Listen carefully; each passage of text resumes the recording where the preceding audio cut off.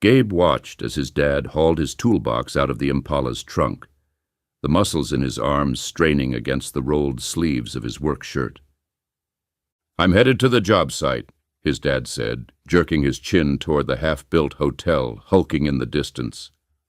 "Foreman wants us hanging drywall in the east wing today. You stay out of trouble, you hear? I'll meet you back at the room around supper time." Gabe nodded, barely containing his desire to be off. "Yes, sir. I'll probably be at the Electric Circus. Maybe walk the strip a bit, take some pictures." His dad fished in his pocket and pressed a few bills into Gabe's palm. "Here, don't spend it all in one place. And Gabe," he fixed his son with a stern look, "be respectful. Folks down here, they don't take kindly to sass. Mind your manners." With a final grunt and a nod, Gabe's dad turned and lumbered off toward the construction site, his toolbox swinging heavily at his side. Gabe wasted no time. Pocketing the money with a boyish whoop of delight like a moth drawn to a light, he raced towards the beckoning luminance of the Electric Circus sign. The air was permeated with the mingled scents of cotton candy, cigarette smoke, and coconut suntan oil as he approached. Snatches of music poured from the open doors, the chiming of carnival tunes, the steady thump of funk, the twang of country rock. Inside, the arcade was a cacophony of light and sound. Pinball machines rang out with mechanical fanfare, the flippers snapping and the silver balls pinging off bumpers. The electronic beeps and boops of the latest video games, Space Invaders, Night Driver, Breakout, formed a discordant symphony. Gabe stood for a moment, taking it all in, his eyes wide with wonder. At the change counter, Gabe slid his precious bills to the attendant, a kind-faced woman with a genie name tag pinned to her Electric Circus t-shirt. "Could I get $5 worth of tokens, please?" Jeannie smiled as she scooped the money into the register and pushed a cup brimming with gleaming brass tokens across the counter to Gabe. "There you go, honey. Have fun." Gabe's fingers closed around the cup, reveling in the weight of it. With a deep breath, he turned and surveyed the sea of games, trying to decide where to start. And then he saw it. The pinball machine rose from the center of the floor like a neon temple, daring all comers to test their skill. Gabe read the flashing marquee, the El Dorado.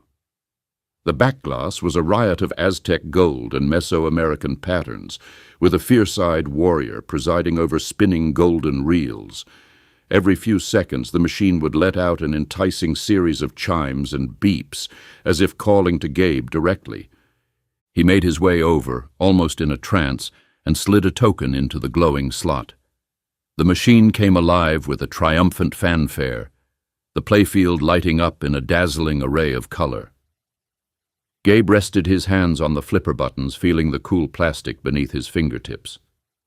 With a deep breath, he pulled back the plunger and let the first ball fly.